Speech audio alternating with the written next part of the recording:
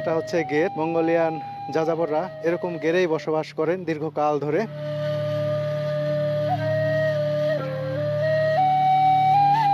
জীবনে প্রথম আমি ঘোড়ার দুধ পান করতে যাচ্ছি এই মঙ্গোলিয়ার যাযাবরদের গেরে বসে।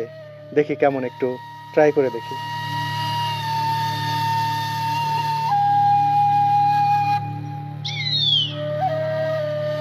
উলানবাটর শহর থেকে রওনা দিয়ে সেন্ট্রাল মঙ্গোলিয়ার উপর দিয়ে আমরা ছুটে চলেছি গোবি মরুভূমির দিকে।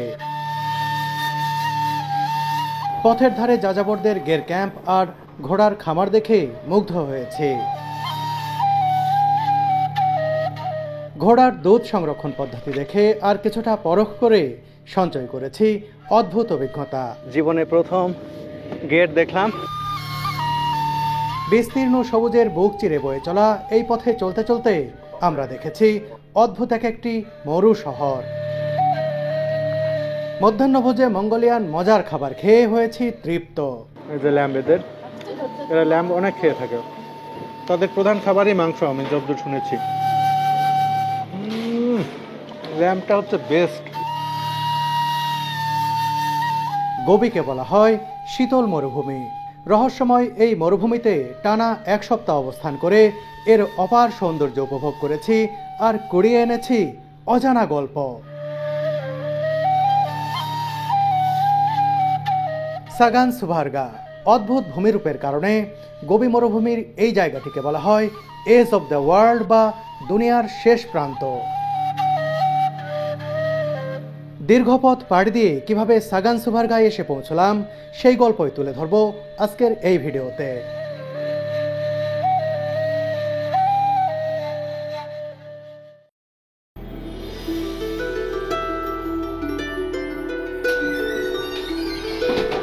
সকাল 9টার দিকে হোটেল রুম চেক আউট করে বাইরে এসে দেখি আমাদের জন্য অপেক্ষা করছে গাড়ি।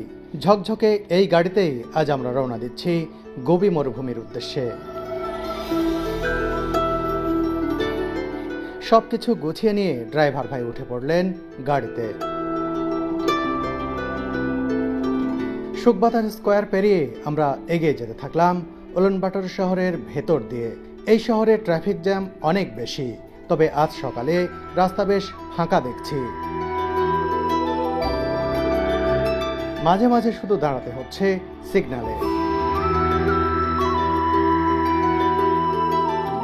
গোবি মরুভূমির দিকে তো যাচ্ছি, অনেক কিছু দেখব, কিন্তু সকালে নাস্তা করা হয়নি।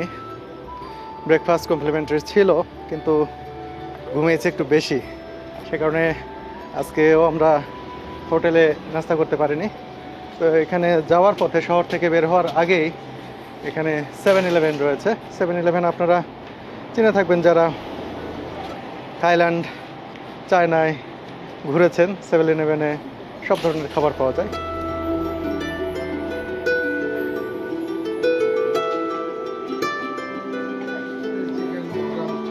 নীল এখানে চিকেন আইটেম দেখছেন, এটাই আমার কাছে মনে হচ্ছে যে খাওয়ার মতো হতে পারে। চিকেন ড্রামস্টিক আছে, চিকেনের বিভিন্ন ধরনের আইটেম এখানে আছে। চিকেন ড্রামস্টিক কিনলাম আমরা, আর একটা পানি নিয়েছি, যদিও গাড়িতে অনেকগুলো পানি রয়েছে। আর নিয়েছি একটা পরোটার মতো, এর ভিতরে চিকেন দেয়া রয়েছে অথবা ল্যাম্ব দেয়া রয়েছে, জানি না খেতে কেমন লাগবে, তবে আপাতত খেয়ে ফেলতে চাই। আমি একটা কফি নিয়েছি, গলাটা কেমন খুসখুস করছে কয়েকদিন ধরে, তাই ভাবলাম যে গাড়িতে যেতে যেতে একটু কফি ঠাকাই, গলাটা গরম থাকবে। এই যে কফি। টোটাল খরচ পড়লো হচ্ছে 19,000 সামথিং এই মঙ্গোলিয়ান মুদ্রা, যেটাতে কথা হবে খুব বেশি না, এটা হয়তো $8 মতো টোটাল খরচ। ও বন্ধুরা, এই চিকেন ড্রামস্টিকটা খুবই মজা, তো মজা হবে ভাবতেই পারি না। মঙ্গোলিয়ার সম্পর্কে, মঙ্গোলিয়ার খাবার সম্পর্কে ধারণা চেঞ্জ হয়ে যাচ্ছে। চীনে কোনো কিছু খেতে গেলেই এই সস সেই সস দিয়ে ভরির আগে খেতে পারি না, কিন্তু মঙ্গোলিয়া এসে হ্যাঁ এটা ঠিক আছে। চলতে চলতে দূর থেকে গাড়িতে বসেই দেখে নিলাম উলানবাটরের কলকারখানা আর বিদ্যুৎ উৎপাদন কেন্দ্র। রাস্তার ধার দিয়ে বয়ে যাওয়া এই তুল নদীর তীরেই প্রায় 400 বছর আগে গোড়াপত্তন হয় উলানবাটর শহরের। এটি অরখন ও সেলেন্স নদীর সাথে মিলিত হয়ে মিশে গেছে রাশিয়ার বৈকাল হ্রদে।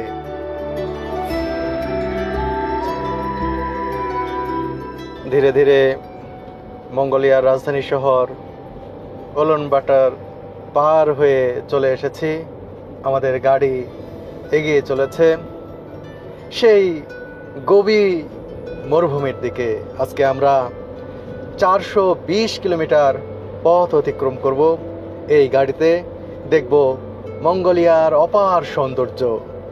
আজকে আমরা মঙ্গোলিয়ার গোবি মরুভূমির যে জায়গাটিতে অবস্থান করব সেটিকে বলা হচ্ছে সাগান সুবারগা। এই জায়গা প্রাকৃতিকভাবে এমনই দৃষ্টিনন্দন, যিনি দেখবেন বিস্ময়ে অভিভূত হয়ে যাবেন। চারিদিকে সমতল, হঠাৎ করে সুউচ্চ কিছু স্তূপা পাহাড়ের মতো উঠে গেছে, মানে অদ্ভুত আকৃতির, অনেক উঁচু উঁচু। এগুলো দীর্ঘদিন ধরে বাতাসের সংস্পর্শে এসে অদ্ভুত ফর্মেশন পেয়েছে, অদ্ভুত আকৃতি ধারণ করেছে। এছাড়া সেখানকার যে আরও ভূ প্রকৃতি এবং ভূ প্রকৃতির বৈচিত্র্যময়তা, প্রাকৃতিক সৌন্দর্য, সব কিছুই মানুষকে দুর্বারভাবে আকর্ষণ করে। সেই জায়গাটিতে যাচ্ছি, সত্যি খুবই ভালো লাগছে। আর এই মুহূর্তে ছুটে চলেছি মঙ্গোলিয়ার সুবিস্তীর্ণ এই পাহাড়ি জনপদের মাঝে তৈরি করা রাজপথ দিয়ে। এটা দারুণ ব্যাপার। বিস্ময়কর ভূপ্রকৃতির কারণেই সাগান সুভার্গা বিখ্যাত হয়ে গেছে। প্রতিদিনই অনেক পর্যটক সেখানে যাচ্ছেন সেখানকার পাথরের অদ্ভুত গঠন আর রং রূপ দেখতে। আমরা প্রায় 10 দিন, 9 দিন 10 দিনের মতো টানা চষে বেড়াবো এই গাড়ি নিয়ে। আর সার্বক্ষণিক আমাদের সঙ্গে থাকবেন এই যে আমাদের এই গাড়ির চালক, তার নাম হচ্ছে বাগি। তিনি মঙ্গোলিয়ান, খুবই ভালো। হাই বাগি। সে হাই টু বাংলাদেশি। বাংলাদেশ। খুব ভালো। আজকে সকালেই প্রথম দেখা হলো তার সঙ্গে এই গাড়িতে ওঠার মুহূর্তে। দেখেই মনে হয়েছে খুব আন্তরিক মানুষ।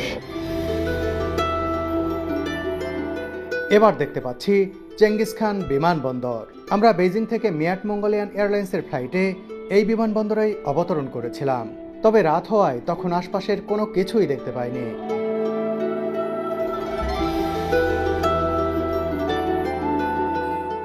এই মুহূর্তে একটি বিমানে বোর্ডিং চলছে। কিছুক্ষণের মধ্যে হয়তো উড়াল দেবে এই বিমানটি। এয়ারপোর্ট পার হওয়ার পর থেকেই চোখের সামনে দৃশ্যমান হতে থাকলো দিগন্ত বিস্তৃত তৃণভূমি। এই পাহাড়ি তৃণভূমির উপর তৈরি রাজপথ ধরে চলতে চলতে অসংখ্য গবাদি পশুর চড়ে বেড়ানোর দৃশ্য দেখতে পেলাম।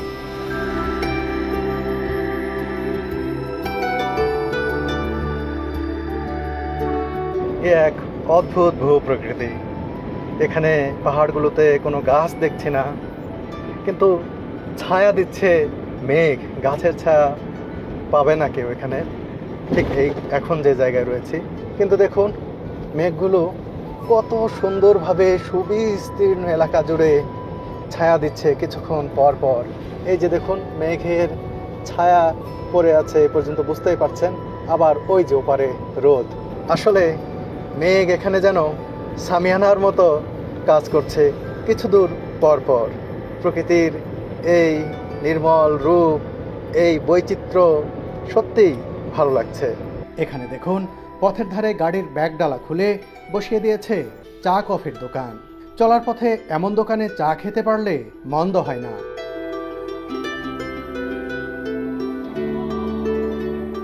গোবি মরুভূমি যাচ্ছ, কেমন লাগছে?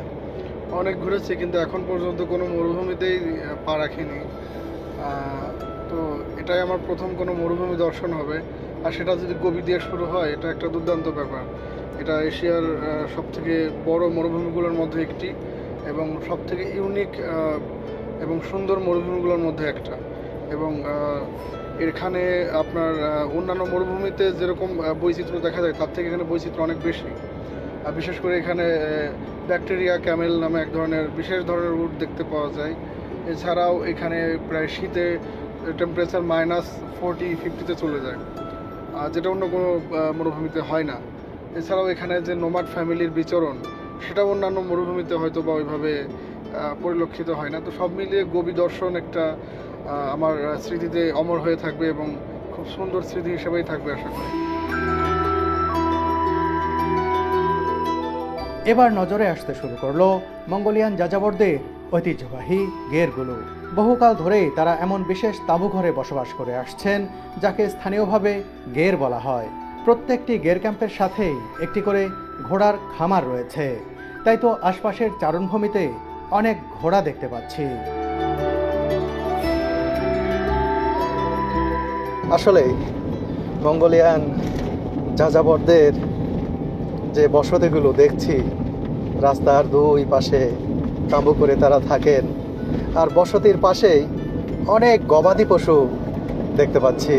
তারা বিশেষ করে অনেক ঘোড়া দেখছি, ভেড়া দেখছি এই মুহূর্তে। আরও যখন একেবারে আমরা গভীর মরুভূমির একেবারে ভিতরে প্রবেশ করব, আরও দুর্গম অঞ্চলে যাব, সেসব জায়গায় আমরা বিশেষ ধরনের উটও দেখতে পাবো। এই যে তাদের নোমাডিক লাইফ, অর্থাৎ মঙ্গোলিয়ান যাযাবরদের জীবনের যে খণ্ডচিত্র চলতে চলতে দেখছি, এই দেখার অভিজ্ঞতাটা আসলেই ভিন্ন রকমের।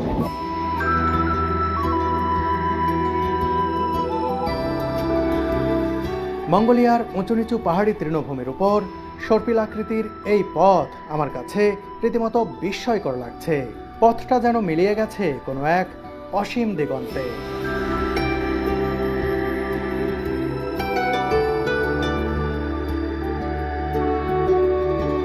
বন্ধুরা, চলতে চলতে নেমে পড়েছি একটি জায়গায়।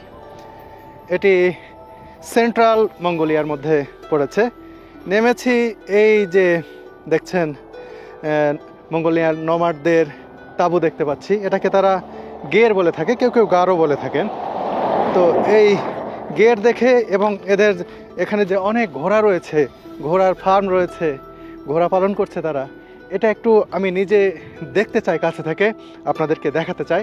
সেজন্যই আমাদের গাইডকে বললাম, বলদুকে, যে আমি এখানে একটু নামতে চাই। তো নামিয়ে দেওয়া হলো। চলুন আপনাদের দেখাই এখানকার এই গেরগুলো কেমন হয় আর এদের এই হর্স ফার্মটাই কেমন। বন্ধুরা দেখুন কত ঘোড়া একসাথে।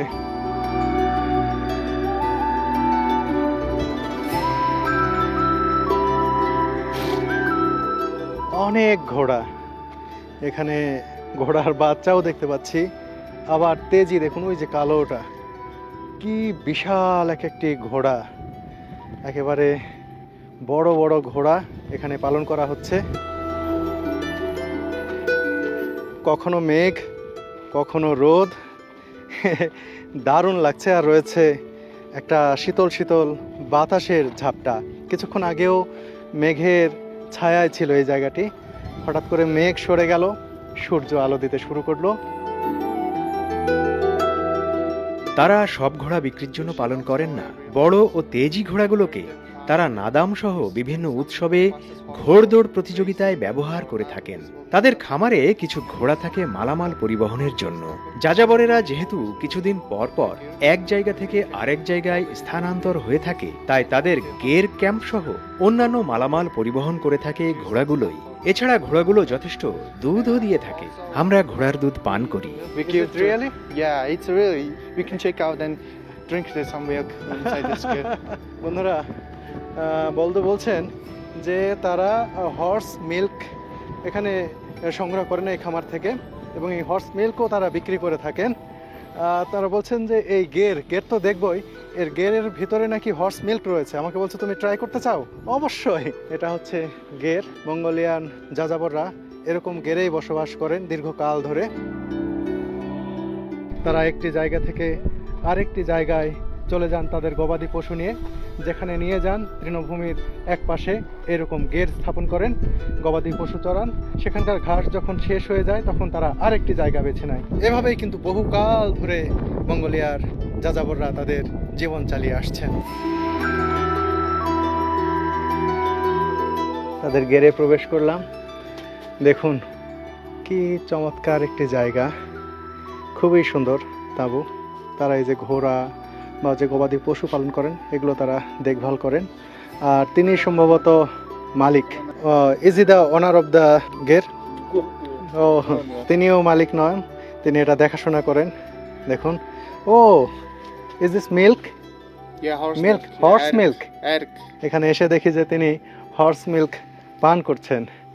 আমাকে বলা হয়েছে আমি পান করব কিনা, বলদু বলেছেন যে আপনি ইচ্ছে করলে পান করতে পারেন। দেখি যদি তাদের থেকে থাকে আমি একটু ট্রাই করব। এই যে দেখুন, তারা হর্স মিল্ক কিন্তু অনেক খেয়ে থাকেন, মানে ঘোড়ার দুধ তারা এখানে রেখেছেন। এই এই জারে আছে না, এখানে পানি আছে, আর এখানে তারা রেখেছেন এই ঘোড়ার দুধ।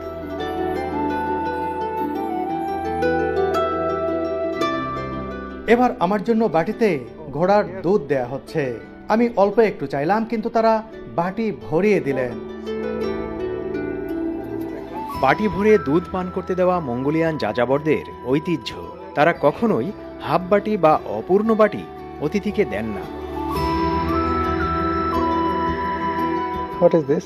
This is anything, sir. বন্ধুরা দেখুন, আমাকে কতগুলো ঘোড়ার দুধ দেয়া হয়েছে এই বাটি ভর্তি। আমাকে যখন দুধ দিচ্ছিল এটা ভর্তি করে, তখন আমি বলছিলাম যে এত দুধ তো আমি খাবো না, এতগুলো খেতে পারবো না, আমার পেটেই ধরবে না।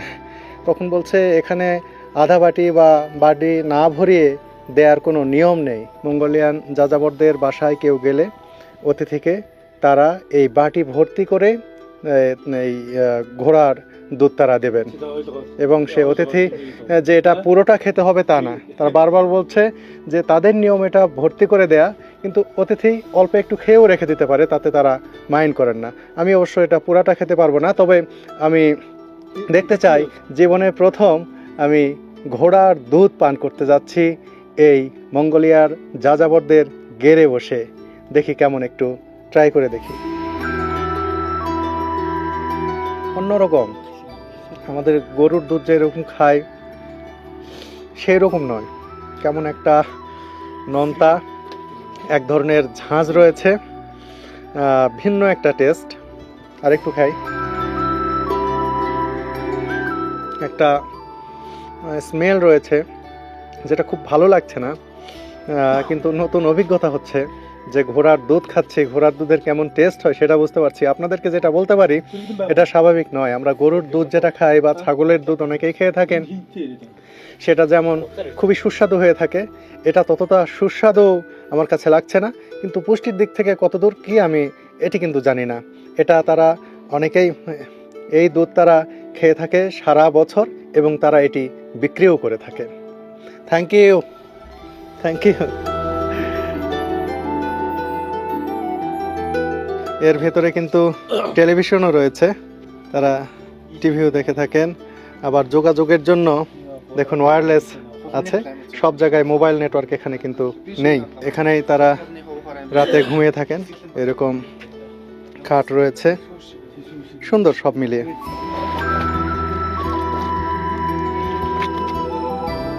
এই গেরের ভিতরে দেখুন চামড়ার তৈরি মশকের মতো আর কি, এটা এক ধরনের পাত্র, বা এর ভেতরে তারা ঘোড়ার দুধ সংরক্ষণ করে থাকেন। এখানে সাধারণত ঘোড়ার দুধ আগুনে না ফুটিয়ে চামড়ার পাত্রে সংরক্ষণ করা হয়। প্রতিদিনই নাড়ানি দিয়ে এভাবে সকাল বিকাল নাড়ানো বা ঘোটানো হয়। এভাবেই এটি তাদের খাওয়ার উপযোগী হয়ে ওঠে। ঘোড়ার দুধ সংরক্ষণ ও এই প্রক্রিয়া সম্পর্কেও আজকে আমি প্রথম জানলাম। Thank you. বন্ধুরা, জীবনে প্রথম গের দেখলাম, ঘোড়ার দুধ খেলাম, প্রক্রিয়াজাত ঘোড়ার দুধ। একটা বিচিত্র অভিজ্ঞতা হলো এই মঙ্গোলিয়ায় এসে। The horse milk we tasted was a little bit sour than usual because চামড়ার পাত্রে কাঁচা দুধ সংরক্ষণের কারণে এটি কিছুটা টক হয়ে থাকে। তবে এই দুধ স্থানীয়দের কাছে খুবই পছন্দের। গরমকালে এই দুধ খুব প্রশান্তি দেয়। এছাড়া যাযাবর পরিবারে কোনো অতিথি এলে তাকে ঘোড়ার দুধ পরিবেশন করার প্রাচীন রেওয়াজ রয়েছে। Every hot summer and hot day, we always give person who come to the house always horse milk. আবারও আমরা ছুটতে থাকলাম গোবি মরুভূমির দিকে। বন্ধুরা, মঙ্গোলিয়ায় আমাদের এই ট্রিপের সার্বিক ব্যবস্থাপনা নিশ্চিত করেছে ইতু ট্রাভেলস। চমৎকার সার্ভিসের কারণেই অল্প সময়েই মঙ্গোলিয়ার ট্রাভেল সেক্টরে তারা আস্থার জায়গা তৈরি করে ফেলেছে। ভারত থেকে কিংবা দুনিয়ার অন্যান্য দেশ থেকে যারা মঙ্গোলিয়া ভ্রমণ করতে চান তারা সরাসরি স্ক্রিনে দেয়া ইতু ট্রাভেলসের নাম্বারে যোগাযোগ করতে পারেন। আর যারা বাংলাদেশ থেকে মঙ্গোলিয়া ভ্রমণ করতে ইচ্ছুক, ডিসেম্বরের গ্রুপে যোগ দিতে তারা আজই যোগাযোগ করুন বেঙ্গল ভিস্তার সাথে। জেনে রাখুন, এই ট্রিপের সব কিছু তদারকি করব আমি সালাউদ্দিন সুমন নিজে।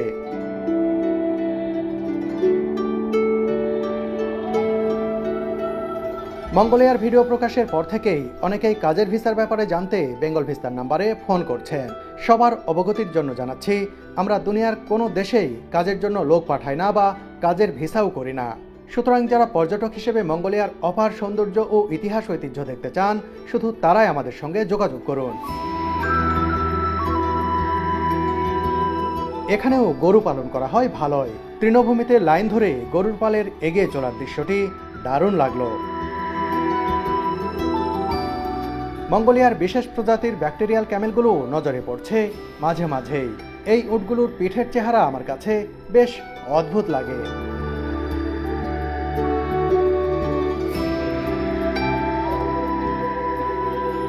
সামনের গেট পেরুলেই আমরা প্রবেশ করব মান্ডাল গোবি এলাকায়। মানে আমরা এখন গোবি মরুভূমিতে প্রবেশ করতে যাচ্ছি।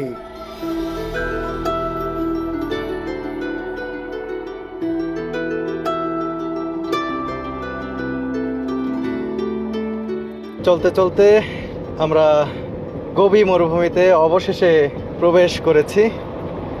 এখন রয়েছি একেবারে মান্ডাল গোবি বলা হচ্ছে একটা শহর। গোবি মরুভূমির মধ্যে ছোট্ট একটা ভিলেজও বলতে পারেন, একটা ছোটোখাটো শহরও বলতে পারেন, যেখানে আমরা আজকে লাঞ্চ করব। এই যে গোবি মরুভূমি, দু চোখ ভরে দেখছি। ও কি তৃণভূমি, যতদূর চোখ যায় সুবিস্তীর্ণ তৃণভূমি। এখানে দেখি এই মরুভূমির মধ্যে শহর কেমন হয়, মান্ডাল গোবি শহর, সেটি দেখাবো। আর এখানকার একটি রেস্টুরেন্টেই আমরা কিছুক্ষণ পরে লাঞ্চ সেরে নেব।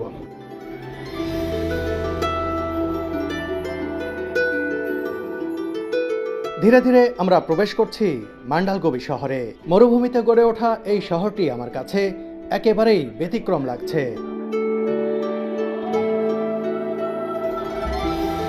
আমাদের গাড়িটি একটি সুপার মলের সামনে পার্ক করা হলো। এখানে যাত্রাবিরতিতে টুকটাক কেনাকাটার পাশাপাশি খাবারও খেয়ে থাকেন পর্যটকরা। চলে এসেছি রেস্টুরেন্টের সামনে। এখানে আমরা দুপুরের খাবার খাবো। জানি না এই অদ্ভুত শহরে খাবার কেমন হবে, কী বা আছে আমাদের জন্য খাবার। এই লেখাগুলো পড়তে পারি না, মঙ্গোলিয়ান এই বর্ণগুলো দেখুন, বর্ণমালা তাদের কিছুটা রাশিয়ানের মতো।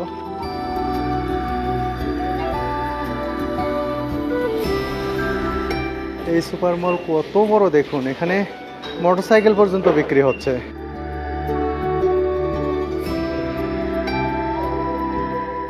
দেখুন, খুবই চমৎকার একটা সুপার মল, এর উপরে রেস্টুরেন্ট। শহরটি দেখতে একেবারে অন্যরকম মনে হলো, কিন্তু এইখানে প্রবেশ করে একেবারে আধুনিক লাগছে। হচ্ছে মরুভূমির মাঝে শহর, এর মাঝে আধুনিক একটা রেস্টুরেন্ট। বন্ধুরা, এখানে একটা আইটেম নেওয়া হলো 4 জনের জন্য। চিকেন, মাটন আর বিফ একসাথে কয়েক ধরনের মাংস আলাদা আলাদা করে হয়তো দেওয়া হবে, সার্ভ করা হবে। সেটা আমরা খেতে চাই। এখানকার খাবার দাবারগুলো এরকমই। আর how much the price? 52,900 Mongolian মুদ্রা দিতে হবে, যেটা প্রায় $16 মতো হবে। এই দুর্গম শহরে এসে ক্রেডিট কার্ড দিয়ে পেমেন্ট দিলাম। এখানেও যে তাদের ক্যাশলেস পেমেন্টের ব্যবস্থা আছে, এটা পর্যটকদের জন্য সুবিধার বিষয়। এখানে গ্যাজেটস অ্যান্ড গিয়ার্স বিক্রি হচ্ছে। নিলয় পাওয়ার ব্যাংক দেখছে যে 5000 মিলি অ্যাম্পিয়ারের একটা থিন কোনো পাওয়ার ব্যাংক পাওয়া যায় কিনা, ম্যাগনেটিক হলে ভালো হয়। বুঝছো, এটা কি বেশি মোটা নাকি? বন্ধুরা, মঙ্গোলিয়ার এই শহরে এখানে দেখুন সিটি লন্ড্রি একটু দেখাতে চাই যে তাদের লন্ড্রিটা কেমন। অদ্ভুত লাগছে যা কিছুই দেখছি, আবার আধুনিকতা রয়েছে অনেক। হ্যালো, এই যে দেখুন তাদের লন্ড্রি, এই মেশিনে কাপড় ওয়াশ করা হচ্ছে। হ্যালো,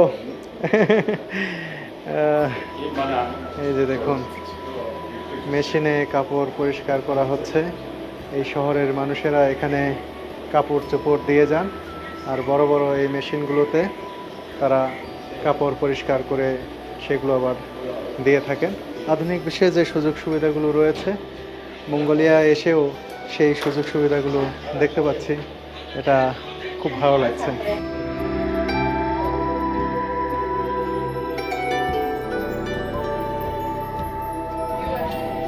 নিলয়, কি নিলয়? আইসক্রিম। নিলয় এখানে এসে আইসক্রিম খাচ্ছে। এই মঙ্গোলিয়ান মেয়েটি এখানে আইসক্রিম বিক্রি করছেন।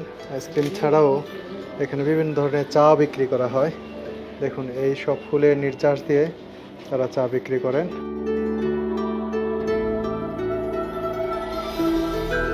এখানে সুন্দর সুন্দর সানগ্লাস বিক্রি করা হচ্ছে। দেখুন অনেক সানগ্লাস এখানে রয়েছে। তো আমি এই সানগ্লাসটি নিলাম, দেখি দাম জিজ্ঞেস করি, নিইনি এখনো। How much? কিচ্ছি। আরে বাবা, কি গুলটু মুলটু দেখেন, মঙ্গোলিয়ান গুলটু মুলটু। হ্যাঁ, 20,000 তুগরিক, অর্থাৎ 20,000 মঙ্গোলিয়ান মুদ্রা দিলে এটা পাওয়া যাবে, খুব বেশি দাম নয়। ও দেখুন আমাদের খাবার রেডি আসছে, ভাতও আছে, এর সাথে কয়েক ধরনের মাংস আছে। ও দারুণ তো, খুবই চমৎকার। দেখুন এখানে চিকেন আছে, ল্যাম্ব আছে, বিফ আছে, 3 ধরনের মাংস এখানে আছে। সেই সাথে রয়েছে ভাত, ভাতের সাথে কিছুটা সালাদের মতো দেখছি। এই যে রাইস দেওয়া হয়েছে, প্লেন রাইস, এর উপর কি একটা ছিটিয়ে দেওয়া রয়েছে। আমি একটু বিফ ট্রাই করি শুরুতে। এই যে দেখুন,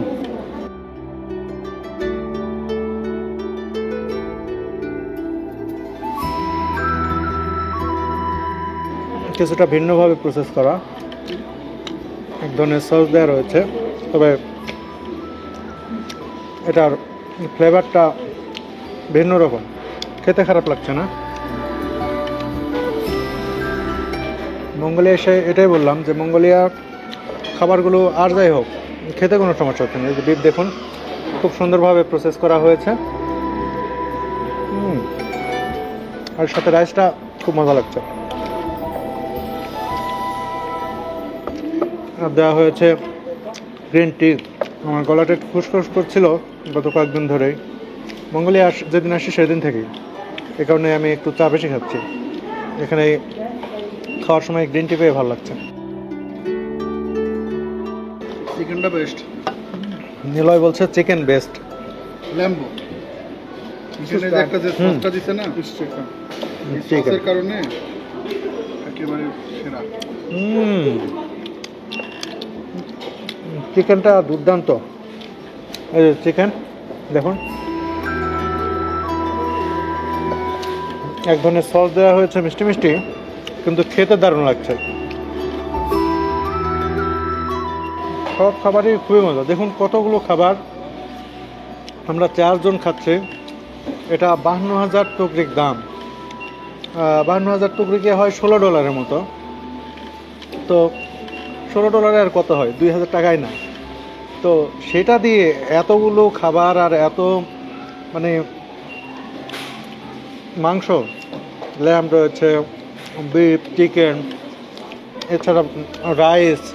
চিন্তা করুন, বাংলাদেশে যদি এরকম একটি খাবার আমি খাওয়ার চিন্তাও করি বা অন্য কোনো দেশে, তাহলে তো অনেক টাকা গুনতে হতো। ল্যাম্পটা আমার খুব পছন্দ।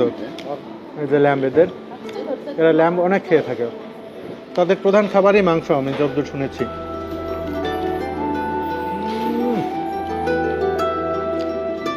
ল্যাম্পটা হচ্ছে বেস্ট। ল্যাম্পটা কি যে মজা। আমার এ পর্যন্ত মনে রাখার মতো ল্যাম্প খেয়েছিলাম জেদ্দায়, আমি আর সুরভি। কি যে মজা লেগেছিল। এরপরে যদি বলি যে ল্যাম্প সবচেয়ে মজা লেগেছে কোথায়, অবশ্যই এই ল্যাম্পের কথা আমার বহুদিন মনে থাকবে। এত মজা, এত মজা। একেবারে দুর্দান্ত খাবার। মানে উলানবাটর ছেড়ে আসার পরে ভাবছিলাম যে যেহেতু মরুভূমি অঞ্চলে যাচ্ছি এবং গহীনের দিকেই, মানে একটু দুর্গম অঞ্চলেই যাচ্ছি, কেমন খাবার হবে। কিন্তু এখানে এসে যে খাবার পেলাম সেটা তো উলানবাটরেও পাইনি। এটা একেবারে অকল্পনীয়, মানে অতুলনীয় স্বাদ।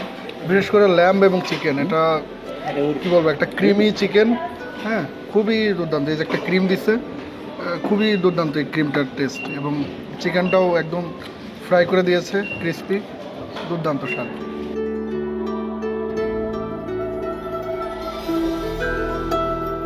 বন্ধুরা, খাবার খেয়ে এই মান্ডাল গুবি শহরটা দেখার জন্য এখানকার উঁচু একটু টিলার মতো আর কি, তার উপরে উঠেছি যাতে শহরটা দেখতে পাই। দেখুন, অদ্ভুত একটা শহর। প্রত্যেকটা বাড়ি দেখতে পাচ্ছি, ইটের ঘর রয়েছে হয়তো দুই তিনটা। এর সঙ্গে প্রত্যেকটা বাড়িতেই কিন্তু গের রয়েছে, অর্থাৎ তাদের যে বিশেষ তাঁবু, সেই গের। দেখুন, প্রত্যেকটা ঘরের সামনে, প্রত্যেকটা মানে ইটের ঘরের সামনে তারা গের রেখেছেনই, মানে তাদের গেট থাকতেই হবে। আর এখান থেকে এই শহরটা দেখতে দারুণ লাগছে। এরকম শহর জীবনে আমি এই প্রথম দেখলাম, যে গোবি মরুভূমির একেবারে সূচনা লগ্নে সেন্ট্রাল মঙ্গোলিয়া পার হয়ে এসেই গোবি মরুভূমিতে কেবল ঢুকেছি। মরুভূমির যে চরিত্র সেটা এখনও সেভাবে ফুটে ওঠেনি। সেই সময়ে এই শহর, এই অদ্ভুত শহরটি দেখে আমার খুবই ভালো লাগলো।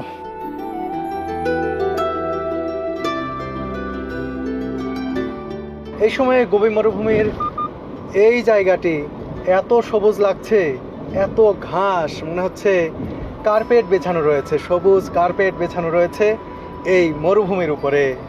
এটা যেন ঠিক সবুজ মরুভূমি। এরকম মরুভূমি আমি তো আগে কখনোই দেখিনি। সৌদি আরবে গিয়েছি, মরুভূমির যে রূপ, রুক্ষ রূপ, সেটি দেখেছি। কিন্তু এখানে এসে এই সবুজ মরুভূমি দেখে সত্যিই মন প্রাণ একেবারে জুড়িয়ে যাচ্ছে।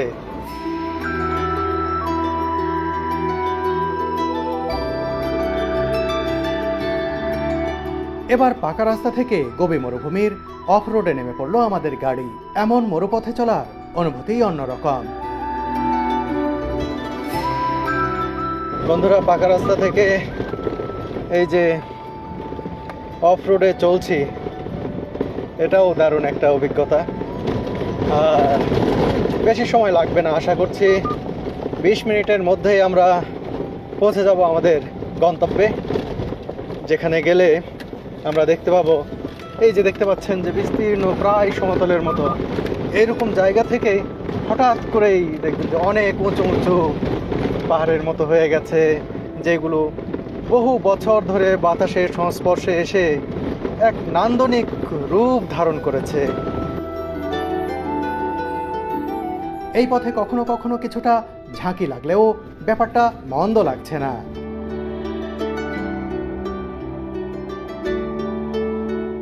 মরুভূমির এই পথে চলতে গিয়ে মাঝে মাঝেই ড্রাইভারদের মনে বিভ্রম তৈরি হয়, অনেকেই ভুল পথে চলে যায়। আমাদের ড্রাইভারকেও কিছুটা কনফিউজ মনে হলো।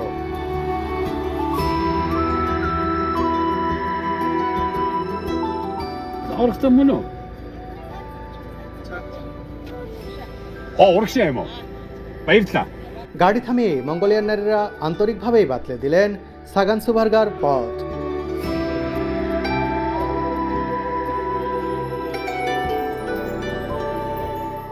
আদিগন্ত প্রসারী এই মরু সৌন্দর্য মনকে অন্যরকম প্রশান্তি দিচ্ছে। এই ভূমিরূপ, এই অবারিত আকাশ আর মেঘের সাজসজ্জা সত্যি অপূর্ব। চলতে চলতে বিকালটাও কোন ফাঁকে গড়িয়ে যাচ্ছে বুঝতেই পারছি না, যেন মন্ত্রমুগ্ধের মতো ছুটে চলেছি এই অদ্ভুত মরুপথে। সারাদিনের যাত্রা শেষে আমরা পৌঁছে গেলাম সাগানসুবার্গা ভিউ পয়েন্টের কাছে। কি অপূর্ব, কি অদ্ভুত সাগানসুবার্গা! মরুর বুকে সৃষ্ট প্রকৃতির এই বিস্ময়কর নিদর্শন সম্পর্কে বিস্তারিত তুলে ধরব পরের পর্বে। একই সাথে এই মরুভূমিতে যাযাবরদের গের ক্যাম্পে রাত কাটানোর দারুণ গল্পও শেয়ার করব আপনাদের সাথে।